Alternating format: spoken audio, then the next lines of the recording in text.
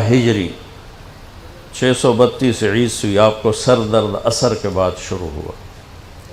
آپ ایک جنازے میں تھے جنت البقیع، وہ درد تیز ہو گیا، گھر پہنچتے پہنچتے حضرت عائشہ کی گھر کی باری تھی اور تیز بخار میں تبدیل ہو گئی۔ تو یہ مہینہ 29 کا تھا، 29 دن یہ اور 12 دن اگلے، 13 دن آپ نے بخار اور سر درد میں گزارے، اور اسی بیماری میں جا کے نمازیں پڑھاتے تھے۔ آپ کے جانے میں 5 دن باقی تھے تو آپ کا بخار بہت تیز ہو گیا، تو آپ نے فرمایا کہ مجھے 7 کنوؤں کا پانی لا کر غسل دو۔ تو 7 مشکاں وڈیاں وڈیاں بھر کے لے آندیاں صحابہ نے، الگ الگ کنواں تو حضرت عائشہ کے گھر میں ٹپ نہیں تھا تو حضرت حفصہ کے گھر سے ٹپ منگوایا گیا۔ آپ تہمت باندھ کے اس میں بیٹھے اور ایک ایک مشک آپ پر ڈالتے گئے تو اس سے پانی سے بخار کا زور ٹوٹ گیا۔ تو آپ نے پٹی باندھی سر درد کی وجہ سے، اور حضرت علی اور فضل بن عباس رضی اللہ عنہما علیہم السلام ان کے کندھوں پر ہاتھ رکھے ہوئے آپ مسجد میں تشریف لائے۔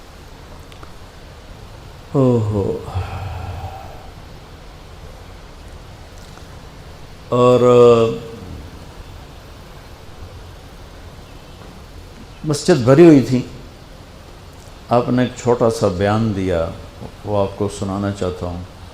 آپ نے فرمایا، لوگوں، میں ایک زمانہ تم میں گزار کے جا رہا ہوں، میں نے کسی کا حق مارا ہو تو مجھ سے لے لو، کسی پہ زیادتی کی ہو تو بدلہ لے لو، کسی کو تھپڑ مارا ہو، سوٹی ماری ہو، بدلہ لے لو، قیامت کے دن میرے اوپر کوئی مقدمہ نہ کر دینا، میں اس دن کی پیشی کو برداشت نہیں کر سکتا۔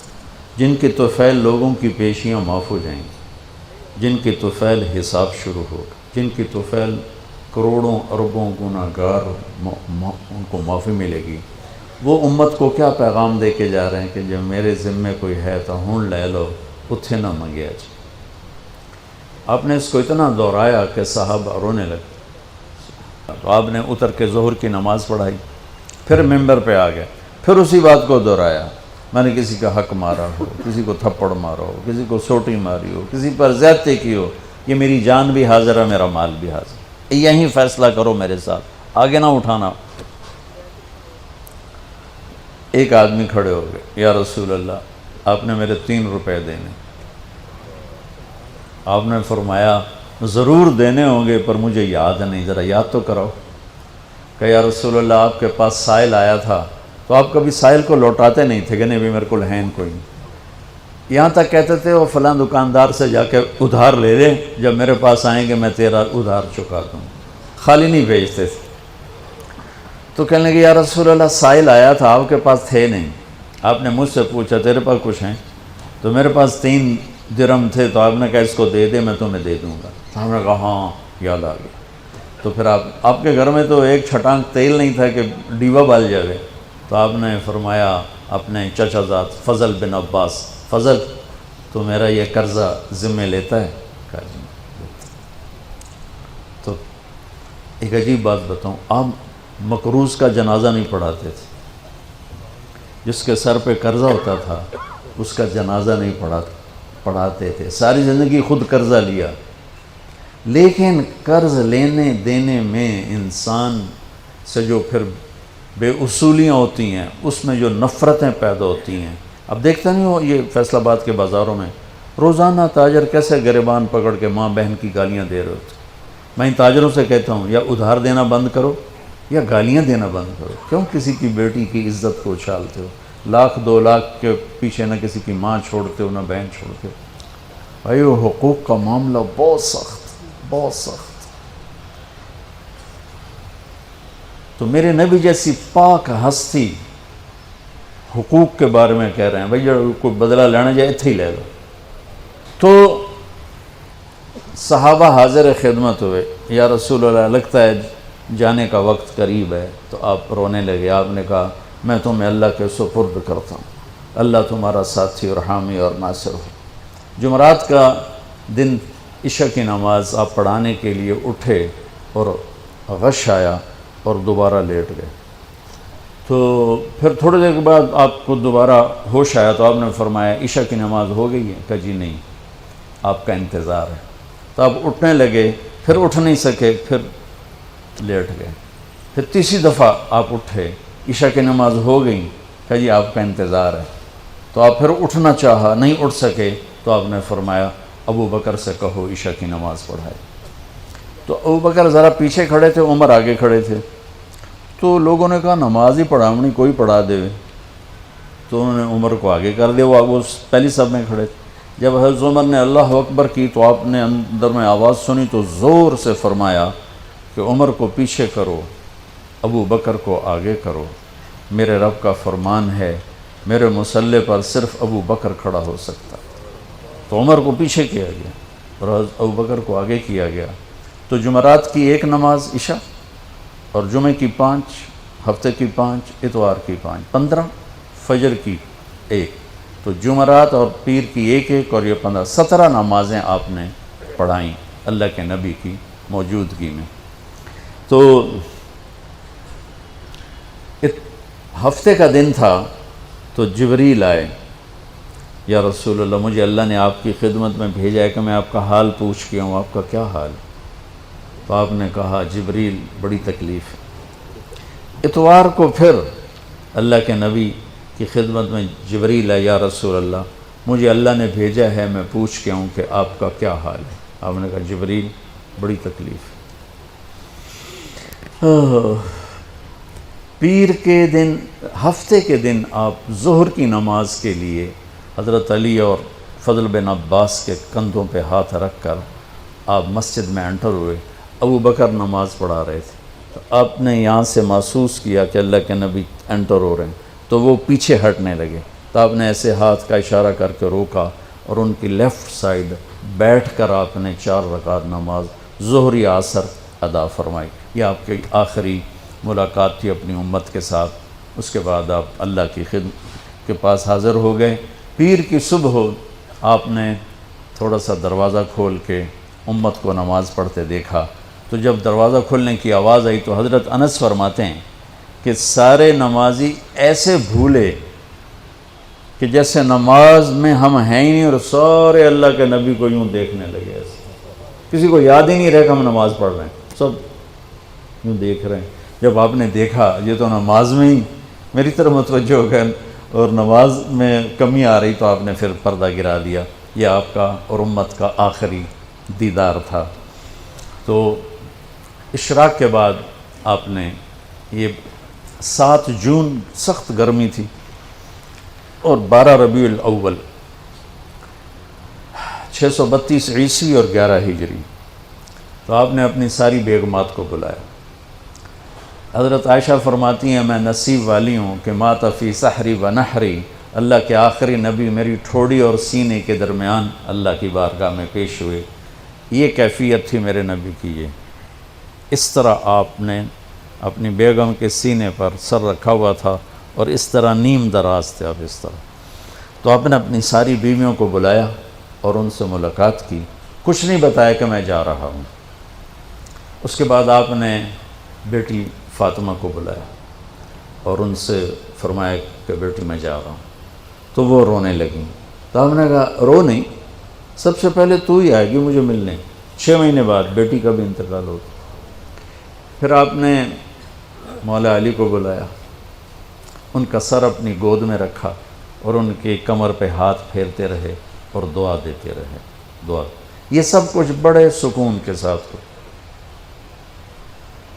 آخر میں دونوں بچوں کو بلایا، حسن حسین، جن میں آپ کی جان اٹکی ہوتی۔ اب فرمایا کرتے تھے میری آنکھوں کی ٹھنڈک، میرے 2 پھول، میری دنیا کی بہار، میرے جگر کے ٹکڑے، تو آخر میں دونوں بچے بولائے اور یوں جو لیا نا سینے سے لگا تو ساتھ ہی آنسو شروع ہو گئے. وہ سارا منظر آگے کھل گیا تو بے ساختہ آنسو. ایک دفعہ آپ نے حضرت ام سلمہ سے فرمایا، ام سلمہ آپ کی بیگمات میں سے کہ ایک فرشتہ آ رہا ہے جو آج تک کبھی نہیں آیا، پہلی دفعہ آ رہا ہے مجھ سے ملنے، تم دروازے پہ کھڑی ہو جاؤ، کسی کو اندر نہ آنے دینا. وہ کھڑی ہو گئیں. تھوڑی دیر میں کہیں سے امام حسین آ گئے کھیلتے ہوئے، وہ اندر جانے لگے، انہوں نے روک لیا. روکا تو وہ رونے لگے، روئے تو انہوں نے چھوڑ دیا. تھوڑی دیر کے بعد اندر سے زور زور سے رونے کی آواز آئی اللہ کے نبی کی، تڑپ تڑپ کے رونے کی آواز. اندر گئے تو کیا دیکھا کہ آپ نے حسین کو یوں سینے سے لگایا ہوا تھا زور سے، اور یہ آپ کی کیفیت ہے، ہل ہل کے رو رہے اس طرح، پوری باڈی آپ کی غم کی وجہ سے ایسے کانپ رہی، شیورنگ تھی ایسے. تو حضرت ام سلمہ نے پوچھا یا رسول اللہ میرے ماں باپ قربان، کیوں رو رہے ہیں، کیا ہوا؟ کہا یہ فرشتہ میرے پاس کھڑا ہے، مجھے کہہ رہا ہے آپ کو اس سے بہت پیار ہے. میں کہہ رہا ہوں ہاں. مجھے کہہ رہا ہے آپ کی امت ہی اس کو ذبح کر دے گی، اور مجھے وہ مٹی دکھائی ہے جس میں اس کا خون گرے گا.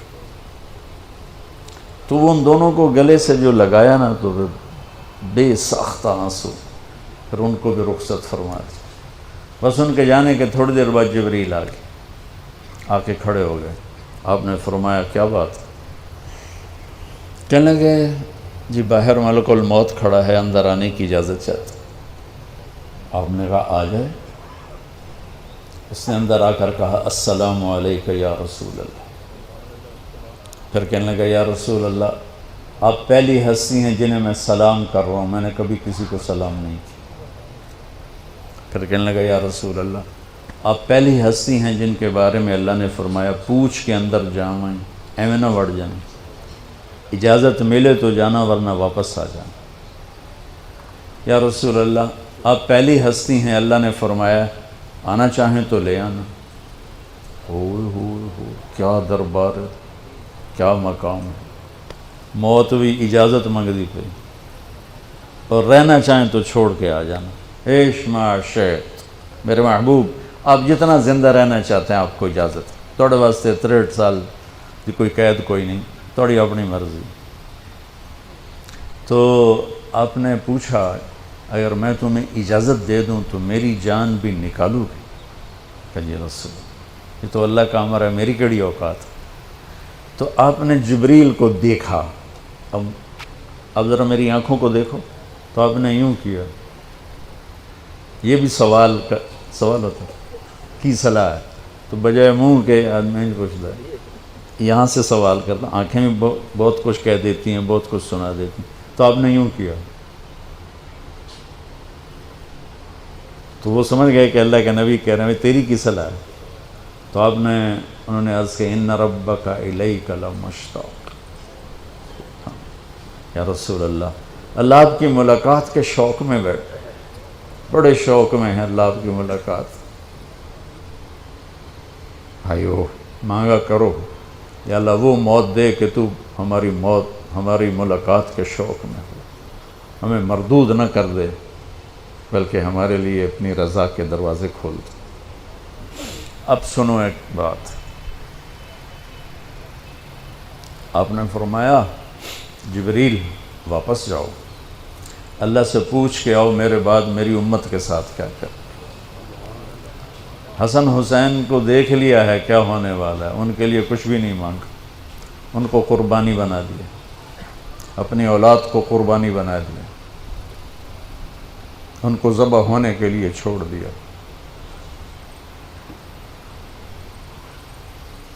اور تمہارے لیے ہاتھ اٹھا دیا کہ پوچھ کے آ پہلے میرے بعد میری امت کے ساتھ کیا کرے. سن لو میری بات، میرے رب کی قسم، عزت و جلال کی بریائی کی قسم، اگر میرے نبی یہ بات نہ اٹھاتے تو آج ہم باندر اور خنزیر اور کتے ہوتے، انسان کوئی نہ ہوتے. ایک مچھی کھادی آئی موسیٰ علیہ السلام دی قوم تے اللہ باندر بنا چھڑے سے. کونو قردۃ خاسئین، قرآن، بندر بن جاؤ ذلیل و خوار ہو کر.